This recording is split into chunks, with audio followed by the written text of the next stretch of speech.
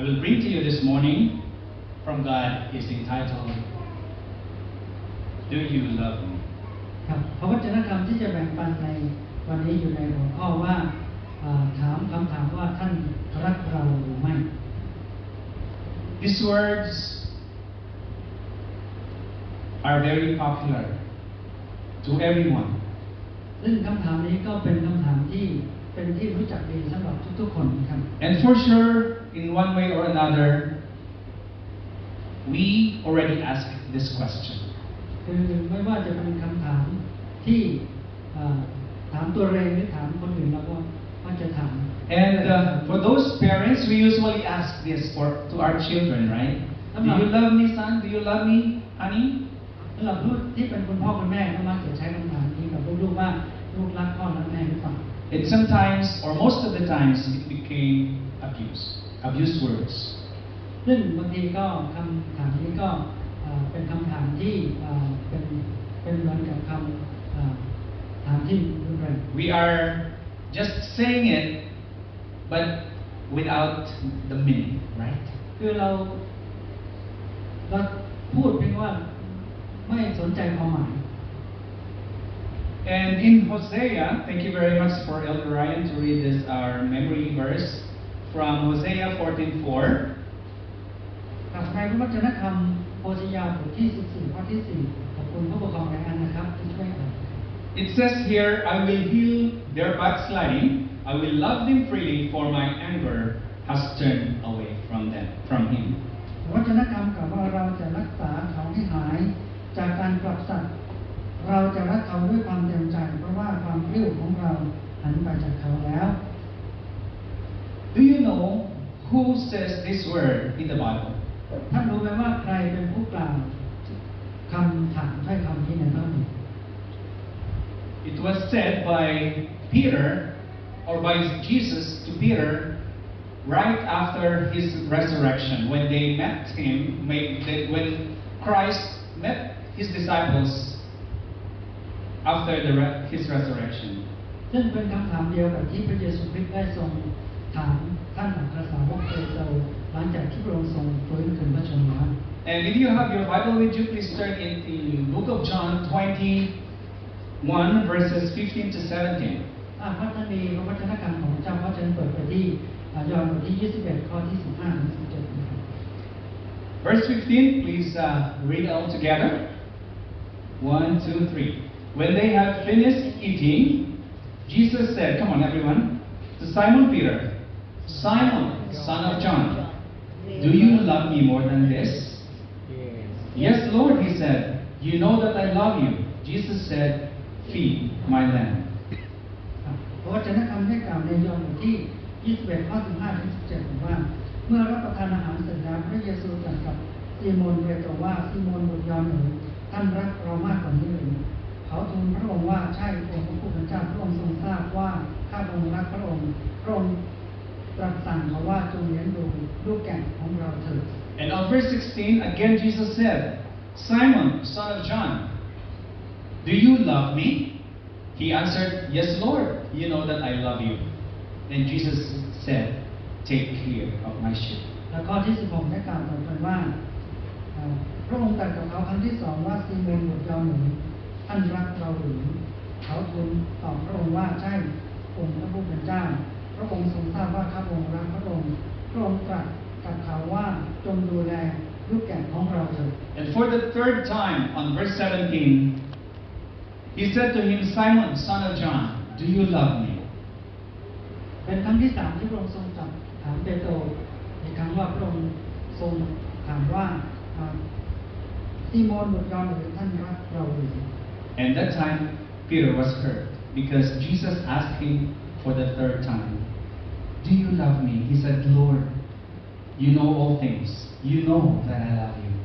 Then Jesus said, feed my sheep. ครั้งที่3นี้เปโตรเสียใจมากที่พระองค์ทรงตรัสถามเขาว่าท่านรักเราหรือเขาจึงทูลพระองค์ว่าองค์พระผู้เป็นเจ้าพระองค์ทรงทราบทุกสิ่งพระองค์ทรงรู้ดีว่าข้าพระองค์รักพระองค์พระเยซูตรัสเขาว่าจงเลี้ยงดูแกะของเราเถิด If you were Peter on that time, how do you feel? ตัวท่านเองเป็น that you will feel the same? หรือว่าท่านจะมีความรู้สึกเช่นเดียวกับเปโตรไหม Or maybe if your husband or your wife asks you 3 times, honey, do you love me? And then after a while, honey, do you love me? Honey, do you love me? You say, why are you so asking many times? Didn't you know that I love you? ครับเช่นถ้าหากว่าผู้สมรสหรือว่าภรรยาของท่านถามท่านว่าท่านรักเราหรือเปล่าท่านรักเราหรือเปล่าแล้วก็ถามถึง3 ครั้งนี้ท่านจะรู้สึกปวดใจไหมว่าท่านถาม3 ครั้งแล้วท่านไม่รู้หรือว่าเรารักท่าน So didn't you observe or didn't you think that why Jesus asked Peter 3 times? ท่านสังเกตไหมว่าทำไมพระเยซูคริสต์พระองค์จึงทรงถามเปโตรถึง3 ครั้ง And by the way, Peter was one of the largest number of or the volume of recorded stories with Jesus Christ during the time. He was the leader. He was the one who is always, the spokesperson of the disciples. ซึ่งเปโตรในท่านเองก็มีบุคลิกลักษณะในการที่เป็นคนที่ค่อนข้างพูดหุนหันนะครับแต่ว่าก็ได้ใช้เวลาอยู่ใกล้ชิดมากกับพระเยซูคริสต์ An example of those stories are when when Peter denied Jesus for 3 times. สำหรับเรื่องที่เปโตรได้ปฏิเสธพระเยซูคริสต์ถึง3 ครั้งเนี่ย Also when he was sinking on the water. หรือว่าตอนที่ท่านเปโตรเองก็กำลังจะจมน้ำหลังจากที่ many more stories if you read the Bible, especially in the Gospels. คือว่ามันมีเรื่องเหตุการณ์ที่เปโตรได้ใช้เวลากับพระเยซูคริสต์ But when Jesus asked Peter, "Do you love me 3 times?" That means is to restore him and from his 3 denials previously before Jesus was crucified. เหตุผลที่พระองค์ทรงถามเปโตรถึง3 ครั้งซึ่งเป็นการฟื้นฟูความสัมพันธ์ที่เปโตรได้ปฏิเสธพระองค์ไป Do you remember that scenario that Jesus predicted that before he was crucified, Peter will deny him 3 times before the cock crows? ท่านจำได้ไหมว่าก่อนที่พระเยซูจะลงจากฤทธิ์บนกางเขนพระองค์ทรงพยากรณ์ไว้ล่วงหน้าว่าเปโตรจะปฏิเสธพระองค์ถึง3 ครั้งก่อนที่การจะขาด And after his resurrection, Jesus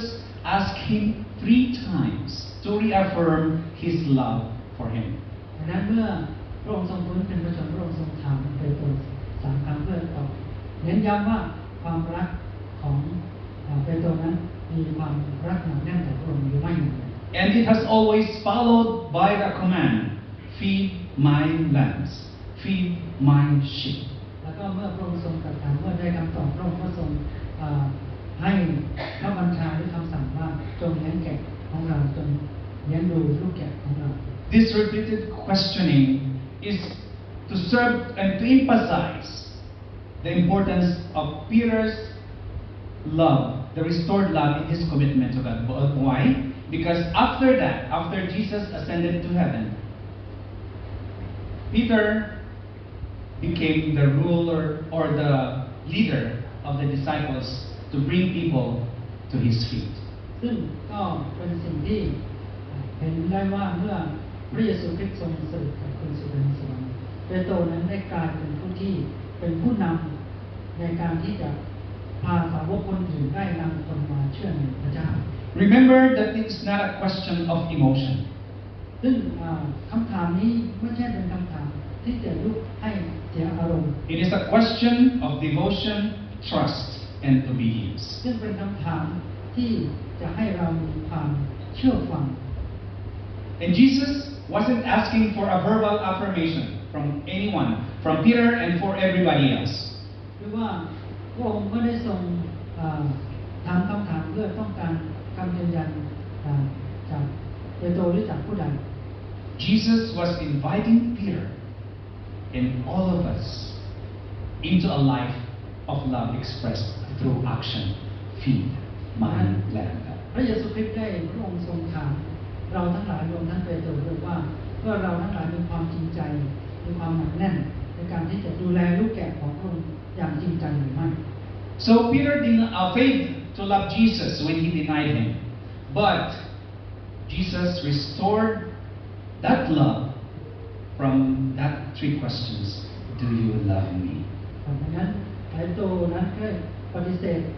พระเยซู3 ครั้งโดยที่มีความกล้าไม่กลัวเลยว่าจะทำได้หรือไม่ So remember เขาได้ปฏิเสธพระองค์จึงได้ทรงฟื้นฟู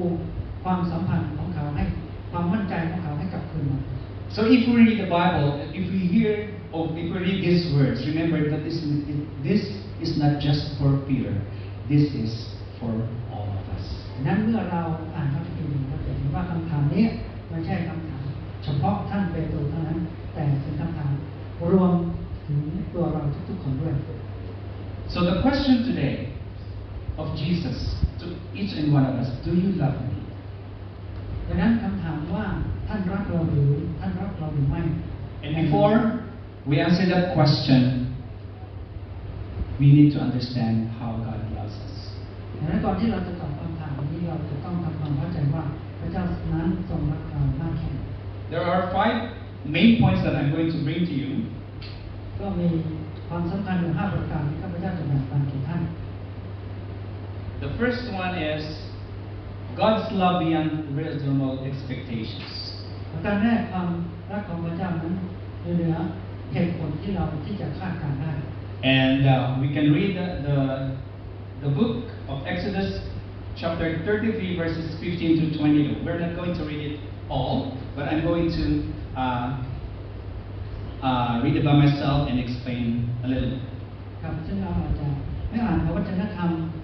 ทั้งหมดนะครับคือเราสามารถพบใน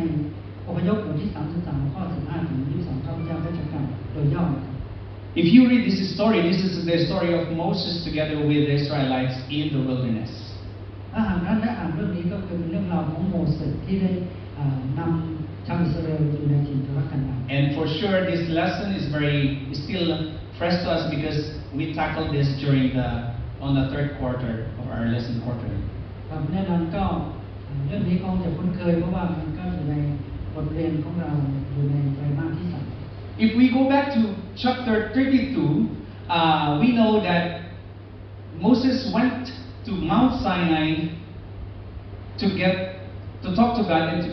get the 10 commandments. โมเสสได้ขึ้นไปเฝ้าพระเจ้าเพื่อที่จะรับเอาพระบัญญัติ10 ประการ And he was stayed there for 40 days and 40 nights. ซึ่ง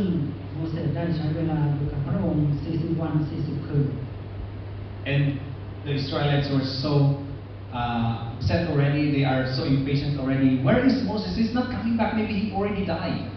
ซึ่งบรรดาประชากรอิสราเอลที่รออยู่เบื้องล่างนั้นก็ขาดความอดทนว่าโมเสสหายไปไหน So they called Aaron. ดังนั้นพวกเขาจึงได้เรียกอาโรนมา Aaron, come on, I think Moses already died there, so please make some God so we can worship. ดังนั้นเขาจึงพูดกับอาโรนว่าโมเสสอาจจะเสียชีวิตไปแล้วไม่มีท่านโมเสสแล้วดังนั้นจงสร้างรูปเคารพให้แก่เราสักอย่างเพื่อเราจะรู้ว่าเราจะได้มีสิ่งที่เคารพกราบไหว้ And we know what happened. Both Aaron made the golden calf and they sinned against God. ซึ่งสิ่งที่เกิดขึ้นนั้นก็คือว่าอาโรนได้ทำรูปวัวทองคำและพวกเขาก็การร้องรำทำเพลงสนุกสนานต่อต้านพระเจ้า And God wants a destruction to all the people of Israel. พระเจ้าทรงกลิ้วแล้วก็ทรงอยากจะทำลายชาวอิสราเอลทั้งหมด But Moses said, no, don't kill them. แต่โมเสสได้ร้องทูลต่อพระเจ้าว่าพระองค์เจ้าข้าขออย่าฆ่าพวกเขาเลย Kill me instead. ขอให้ข้าพระองค์แทนเถิด Or remove my name on the book of life. หรือพระองค์จะลบชื่อของข้าพระองค์จากหนังสือแห่งชีวิตก็ได้ That's how Moses loved Israelites. นั่นคือสิ่งที่โมเสสได้แสดงออกถึงความรักที่มีต่อชาวอิสราเอล And when we proceed to chapter 33, เมื่อเราเข้ามาถึงอพยพบทที่33 God accepted that, okay, I will not kill them, but I will not go with them in crossing the Jordan River to the promised land. คือว่าพระเจ้าบอกว่าโอเคเราจะไม่ฆ่าเขาแต่ว่าเราจะไม่ไปกับเขาเพื่อจะข้ามแม่น้ำจอร์แดน But Moses said to him on verse 15 of Exodus 33, it says, if your presence does not go with us, do not send us up from here. How will anyone know that you are pleased with me and with your people unless you go with us? What else will distinguish me and your people from all the people on the face of the earth? ดังนั้นโมเสสก็จึงบอกว่าถ้าพระองค์ไม่ทรงเสด็จไปด้วยจะเป็นไปได้อย่างไรนั้นโมเสสได้ทูลขอให้พระเจ้าได้ทรงเสด็จไปด้วย Moses is meddling the people of Israel. เพราะว่าโมเสสก็ได้มีความรักต่อชาวอิสราเอลมาก He said, Lord, if you are not going with us, then we are not going to leave here. Oh, wait a minute, we just stay here. เพราะว่าโมเสสได้ร้องทูลต่อพระเจ้าว่าถ้าพระองค์ไม่เสด็จไปด้วยเนี่ยพวกเราก็จะไม่ออกไปจากที่นี่พวกเราก็จะอยู่ No worry, God said, no worry, I will send them my angel to go with you. ซึ่งพระเจ้าอาจจะทรงตรัสว่าไม่เป็นไรถ้าอย่างนั้นเดี๋ยวจะให้ทูตสวรรค์ไปด้วยก็ได้ Moses said, no, if you are not go with us, we will not go. แล้วโมเสสก็ปฏิเสธว่าไม่พระองค์เจ้าข้าถ้าหากว่าพระองค์ไม่เสด็จไปด้วยพวกเราก็จะไม่ไป And on verse 17, the Lord said to Moses, I will do the very thing you have asked, because I am pleased with you and I know you by name. ดังนั้นพระองค์ทรงพอพระทัยในสิ่งที่โมเสสได้ต่อรองและร้องทูลว่าพระองค์จะทรงทำตามสิ่งที่ร้องขอเพราะพระองค์ได้ทรงเห็นความจริงใจของโมเสสที่ร้องทูลต่อพระเจ้านะครับ If you can read these verses, ถ้าหากว่า we know that there is a very intimate relationship with God and with Moses. เราจะเห็นว่าเรื่องนี้จะทำให้เราได้เห็นถึงความสัมพันธ์ระหว่างพระเจ้าและโมเสสเป็นอย่างมาก Moses is able to bargain with God. คือโมเสสนี่ได้เป็นผู้ที่ต่อรองกับพระเจ้า How about us? Are we able to bargain with God? Lord, I will not go there unless you bless me. ดังนั้นเราเป็นผู้ที่ต่อรองต่อพระเจ้าหรือไม่ว่าพระองค์เจ้าข้าถ้าหากพระองค์ไม่อวยพระพรต่อข้าพระองค์ก็จะไม่ไปจากตรงนี้ Can we do that? เรากล้าหาญที่จะต่อรองกับพระเจ้าหรือไม่ Yes, we can do that. ใช่เราสามารถทำ But why we are not going to do that? แต่ว่าทำไมเราถึงไม่ต่อรองอย่างกล้าหาญกับพระเจ้า Because we know that our relationship with God is not that close yet.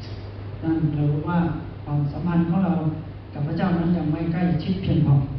And Moses has this assurance already. Okay, I will go with you because I am pleased with you and I know that you love me. ดังนั้นโมเสสจึงมีความมั่นใจว่าพระองค์ทรงจะสถิตอยู่ด้วยแล้วก็รู้ว่าพระองค์ทรงรัก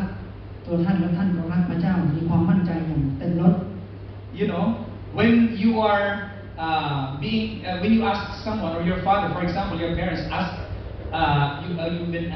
you ask them to buy something for you or to give something for you, and they said, "Okay, I will do that because you are goodness." And then another request you will say afterwards, right? ซึ่งคุณพ่อคุณแม่ก็เราก็อาจจะเคยขอให้คุณพ่อคุณแม่ได้ซื้อได้ทำสิ่งนั้นสิ่งนี้ให้กับเรา After Jesus or God said to Moses, I will do the very thing you have asked because I am pleased with you and I know you by name. Then Moses said again, now show me your glory. ดังนั้นเมื่อพระเจ้าได้ทรงตรัสว่าเราจะทำทุกสิ่งที่เจ้าปรารถนาแล้วก็เพราะว่าเรารู้จักเจ้าโดยนามของเจ้าดังนั้นโมเสสจึงได้ทูลให้พระองค์ได้ทรงสำแดงพระสิริของพระองค์ต่อท่านโมเสส And the Lord said, I will cause all my goodness to pass in front of you, and I will proclaim my name, the Lord, in your presence. I will have mercy on whom I will have mercy, and I will have compassion on whom I will have compassion. But Jesus or God said, you cannot see my face, for no one may see and live. เมื่อโมเสสทูลขอให้ได้เห็นพระสิริของพระเจ้านั้นพระเจ้าก็ทรงพร้อมที่จะสำแดงพระสิริให้กับหรือว่าสำแดงพระองค์ให้โมเสสได้เห็นดังนั้นพระองค์จึงบอกว่าเราจะเสด็จดำเนินผ่านไปและจะเอาพระหัตถ์ปกป้องบังท่านไว้เพราะว่าไม่มีใครที่จะสามารถเห็นพระพักตร์ของพระองค์ได้เพราะถ้าเห็นแล้วก็จะตาย And what is the nicest thing in this conversation, as you can listen, even God said, you cannot see my face because you will die. But on verse 21, then the Lord said, there is a place near me where you may stand on a rock. ถึงแม้ว่าพระองค์จะทรงตรัสว่าท่านจะเห็นพระ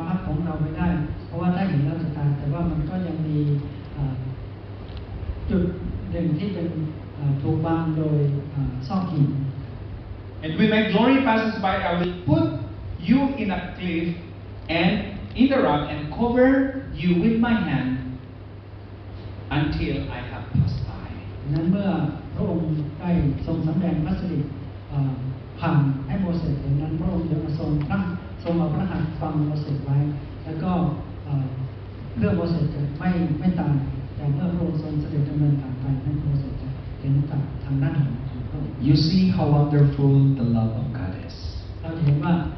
ความรักของพระเจ้านั้นทรงอัศจรรย์มากแค่ไหน If we have a good relationship with Him, we can assure that He will not forsake us nor leave us. ถ้าเรามีความสัมพันธ์ใกล้ชิดกับพระองค์เรารู้แน่นอนว่าพระองค์จะไม่ทรงทอดทิ้งเรา Just tell Him our problem and He will solve it for us. ขอให้เราทูลปัญหาทุกอย่างให้พระองค์ได้ทรงสดับฟังและก็พระองค์จะทรงช่วยเรา Isn't that amazing? Isn't that wonderful? That God, despite of Him being so high, He sent His Son to die for us because of His เป็นการ love. อัศจรรย์ยิ่งนักที่พระเจ้าทรงฤทธานุภาพยิ่งใหญ่สูงสุดที่พระองค์ทรงยอมสละพระบุตรองค์เดียวของพระองค์เพื่อไถ่โทษบาปของเราทั้งหลาย As a parent, even our child repeatedly disobeys us. Instead of casting them away, we hug them and let Him repent. ก็เหมือนกันคุณพ่อคุณแม่ Show His love to them. ถึงแม้ลูกจะดื้อดึงสักปานใดก็ไม่ได้ขับไล่หรือทอดทิ้งลูกนะครับก็ยังอบกอดลูกไว้ด้วยความรักถึงแม้ลูกจะดื้อสักปานใด Remember that Israel sinned with the golden calf and they deserve destruction. เราจำเหตุการณ์ที่อิสราเอลได้กราบไหว้รูปวัวทองคำใช่ไหมครับ But God proclaimed, I will have compassion on whom I will have compassion. แต่พระองค์ก็ยังทรงตรัสว่าพระองค์จะทรงสำแดงพระกรุณาต่อผู้ที่ได้กรุณาต่อพระองค์ So God's mercy is greater than our failures. He chooses to stay with us even when we walk away. ความรักของพระเจ้านั้นพระองค์ยังทรงดำเนินสถิตอยู่กับเราถึงแม้ว่าเราหลงทางหนีห่างไปออกไปจากพระองค์ God loved despite unfaithfulness. นั้นความรักของพระเจ้านั้นแม้ว่าเราไม่ซื่อสัตย์ต่อพระองค์ This story is telling us during the time of Hosea when he married his wife and this wife of him being so unfaithful to him. เรื่องราวนี้เกิดขึ้นเมื่อท่านโอชยาเนี่ยได้แต่งงานแล้วก็ภรรยาของท่านนั้นไม่ได้ซื่อสัตย์ได้ทรยศต่อเขา It's telling us the relationship of God to Israel. ซึ่งเป็นการแสดงความรักความสัมพันธ์ระหว่างพระเจ้ากับอิสราเอล That's why when Israel repent, He said, I will heal their backsliding and I will love them freely. นั่นเป็นเหตุผลว่าทำไมพระวจนะการข้อนี้จึงได้กล่าวบอกว่าพระองค์จะทรงรักษาการกลับสัตย์ Remember และพระองค์จะทรงรักเขาด้วยความ that God doesn't love us because we deserve it. He loves us because it is His nature to love. พระองค์ทรงรักเรานั้นไม่ใช่เพราะว่าเราทั้งหลายคู่ควรที่จะได้รับความรักพระองค์ทรงรักเราเพราะว่าเป็นธรรมชาติแห่งความรักของพระองค์พระองค์ทรงเป็นความรัก God's love freely given in creation and salvation. ความรักของพระเจ้าเป็นของประทานที่ให้โดยเปล่าสำหรับสรรพสิ่งที่พระองค์ทรงสร้าง In John 17:24, it says, Father, I want those who have given me to be with me where I am and to see my glory. The glory of you have given me because you loved me before the creation of the world. เป็นนั้นในพระวจนะธรรมจอห์นบทที่17ข้อ24ว่าพระองค์ทรงรักเราก่อนที่พระองค์จะทรงสร้างโลกนี้ And in Revelation 4:11, you are worthy, our Lord and God, to receive glory and honor and power, for you created all things, and by your will they were created and have their being. และในพระธรรมวิวรณ์บทที่4ข้อ14นั้นพระองค์ทรงคู่ควรที่จะได้รับการสรรเสริญเพราะพระองค์ทรงสร้างสรรพสิ่งเพื่อเราทั้งหลาย God shows His love from creation. Even our first parents fails or commit sins. พระองค์ทรงแสดงความรักของพระองค์ด้วยการทรงสร้างถึงแม้ว่าบรรพบุรุษคู่แรกของเราจะล้มเหลวแล้วก็ล้มลงในความบาป After that sin, He sustains us and redeems us. ก็ด้วยความบาปนั้นได้ ถ่ายทอดมาถึงเราทั้งหลายพระองค์ทรงไถ่เราทั้งหลาย Why is that? The only need that God wants us is to give Him our 100% worship in love in return. ดังนั้นพระองค์ทรงประสงค์ปรารถนาให้เราทั้งหลายได้มอบถวาย 100% ในการที่จะ Remember แสดงความรักต่อพระองค์ that God created us not because He needed us, but because He wanted to share His love to us. หรือว่าพระองค์ทรงรักเราทั้งหลายไม่ใช่พระองค์นั้นแสดงความอยากที่ต้องการแต่ว่าพระองค์ทรงรักเราทรงเมตตาต่อเรานั่นเอง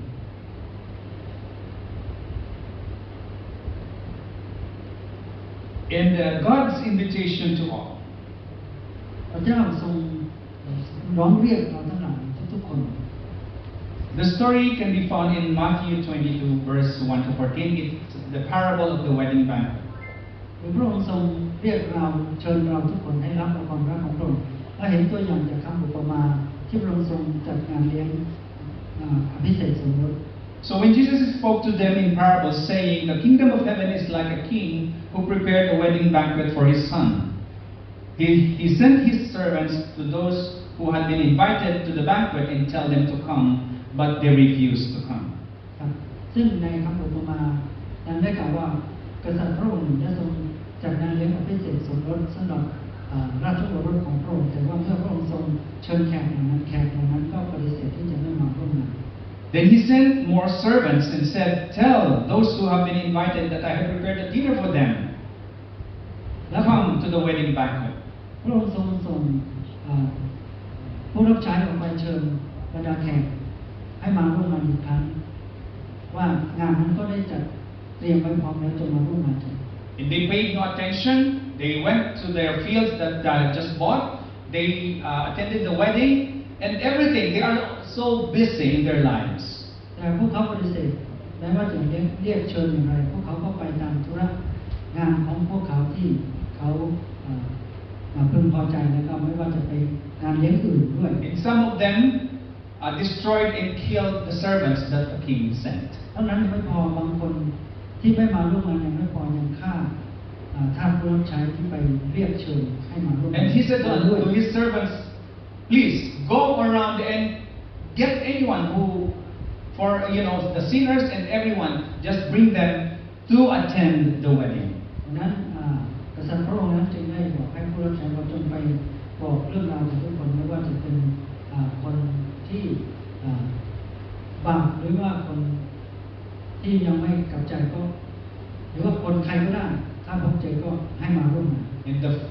hall was filled with people, ทำให้งานอภิเษกสมรสนั้นเต็มไปด้วยผู้ good and bad people. ไม่ว่าจะเป็นคนดีหรือคนชั่ว And do you remember when you are invited to attend the wedding, what's supposed to be the things or the clothes that you wear? It's a wedding garment, right? ดังนั้นเมื่อเราไปงานเลี้ยงเนี่ยสิ่งสำคัญที่เราจะต้องทำนั่นคือเราต้องสวมเสื้อสำหรับงานเลี้ยง But there is one person that is not wearing the wedding garments. แต่ว่าในงานเลี้ยงนั้นก็มีผู้หนึ่งที่ไม่สวมชุดสำหรับงานแต่งงาน And God said, why are you, or the king said, why are you here?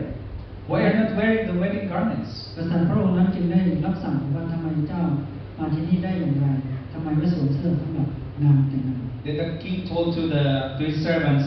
tie him on his feet and hand and throw him outside. นั้นกษัตริย์พระองค์นั้นจึงได้บอกว่าจึงบอกคนรับใช้ว่าจึงมัดมือมัดเท้าแล้วโยนไปในที่มืด Where there will be whipping and gnashing of teeth. ในสถานที่นี้มีการร้องไห้ปวดเที่ยวกัน And it says here, for many were called, but few are chosen. ซึ่งความหมายนี่คือว่าคนจำนวนมากได้รับการเรียกเชิญแต่ว่าคนที่ได้รับการเลือกนั้นก็น้อย There are two important things that we need to consider in this scenario.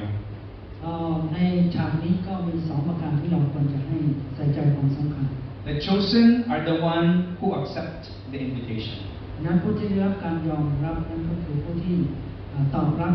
การเชิญไปร่วมงานสมรส Second, they wear the wedding garment. และประการที่2เขาก็คือจะต้องเมื่อตอบรับแล้วก็ต้องสวมเสื้อสำหรับงานด้วย You need to have this qualification. You have to accept the invitation and wear the wedding garment. นั้นเราจะต้องมีคุณสมบัติ2ประการนี้ก็คือยอมรับคำเรียกเชิญแล้วก็สวมชุดสำหรับงาน In the spiritual sense, when you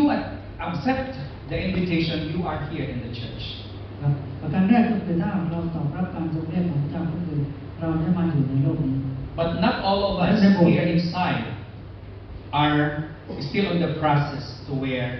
the garments of righteousness of Christ. เรามายังโบสถ์นี้แล้วก็เราจะต้องสวมชุดก็คือสวมคุณลักษณะความดีของพระเยซูคริสต์ด้วย So we are on the first step. We are here inside. So meaning we accepted the invitation of Christ. ดังนั้นเราประการแรกเมื่อเรามาที่นี่ก็เปรียบเสมือนเราตอบรับการเรียกเชิญของพระเยซูคริสต์ But the question is, are you clothed with Christ's righteousness? ประการที่สองที่เราจะต้องทำเมื่อเราตอบรับการทรงเรียกแล้วเราก็สวมชุดของพระเยซูคริสต์สวมอุปนิสัยของพระเยซูคริสต์ในชีวิตของเราเองไหม Number 5. ประการที่ God's love shown at the cross. ความรักของพระเจ้าได้ทรงสำแดงบนกางเขน In John 10:11-17-18, the reason my Father loves me is that I lay down my life only to take it up again. ครับในยอห์นบทที่10ข้อ17ถึง18บอกว่าเพราะพระบิดาของเราทรงรักเราเพราะว่าเราได้เสียสละพระชนชีพของเราเพื่อที่จะได้รับชีวิตนั้นกลับคืนมา Jesus laid his life fully and no one will take him away. พระองค์พระเยซูคริสต์ทรงประทานชีวิตของพระองค์ซึ่งไม่มีใครจะแย่งชิงมันได้ And in Galatians 20, I have been crucified with Christ, and I no longer live, but Christ lives in me. The life I now live in the body, I live by faith in the Son of God, who loved me and gave himself for me. ครับในกาลาเทียบทที่2ข้อที่4ข้าพเจ้าได้ถูกเต็มไว้กับพระคริสต์แล้วข้าพเจ้าไม่ดำรงชีวิตด้วยชีวิตของตัวเองตลอดไปแต่ว่าดำรงชีวิตอยู่ด้วยพระชนชีพของพระเยซูคริสต์ซึ่งดำรงอยู่ในชีวิตของเรา Only God, only Jesus can give us the real love that we need to. นั้นความรักของพระเยซูคริสต์ที่แท้จริงเท่านั้นพระเยซูคริสต์เท่านั้นที่มอบความรักแห่งความจริงให้กับเรา There are stories that a friend saved his friend, and we are happy to hear that. มีเรื่องเล่าว่าเพื่อนช่วยเพื่อนให้ได้รอดชีวิตเราก็รู้สึกว่ามีความสุขที่ได้ฟังเช่นนั้น There is some young boy in the Philippines during the flood, a 15-year-old. มีเรื่องเล่าที่ฟิลิปปินส์นะครับว่าเด็กชาย15 ปี He saved 50 persons. เด็กชาย15 ปีได้ช่วยชีวิตคนให้รอดจากการน้ำท่วมเนี่ยได้มากถึง50 คน And the people praised him. คนเหล่านั้นก็ได้ยกย่องเด็ก15 ปีนั้น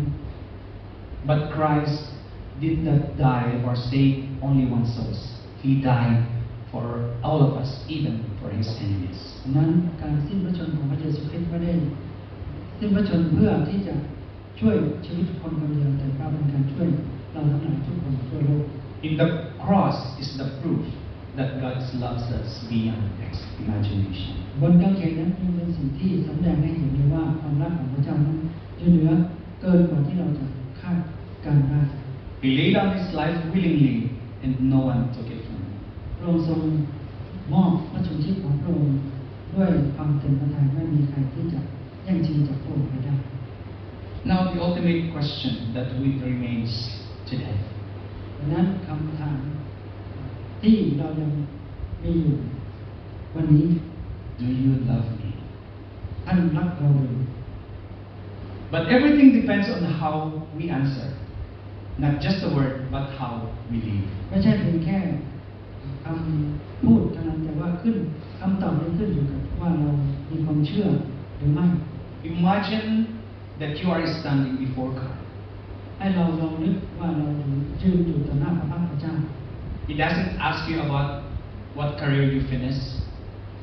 พระองค์จะไม่ถามถึงวุฒิการศึกษาของเราว่าเราจบอะไรมา He doesn't ask you how big is your house. พระองค์ไม่ได้ถามเราว่าเรามีบ้านหลังเล็กหรือหลังใหญ่ He doesn't ask you what kind of car are you driving. พระองค์ไม่ได้ตรัสถามเราว่าเราขับรถยี่ห้ออะไร How much money you have in the bank. พระองค์ไม่ได้ถามว่าเรามีเงินอยู่ในธนาคารเท่าไหร่ He doesn't ask you what are your achievements. He doesn't ask you what are your achievements. คือพระองค์ไม่ได้ทรงถามเราว่าเรามีอะไรได้รับอะไรบ้างได้รับความสำเร็จอะไรบ้าง He simply asked, "Do you love me?" พระองค์ทรงตรัสถามเราว่าท่านรักเราหรือ God has loved you freely. He has healed your backsliding. And today He invites you again to His wedding banquet, clothed in His righteousness. พระองค์ทรงรักเราทั้งหลายด้วยความเต็มพระทัยพระองค์ทรงรักษาการกับสัตว์ของเรานะครับพระองค์ทรงรักเราด้วยความจริงใจความเต็มพระทัย Will you answer, "Yes, Lord, I love you"? ท่านจะตอบคำถามนี้หรือไม่ว่าพระองค์จะข้าพระองค์รักเรา If this is your answer, I'm inviting you to stand. And we will have a prayer of dedication. คำตอบนี้เป็นคำตอบของท่านขอเชิญท่านได้ยืนขึ้นเพื่อการอธิษฐาน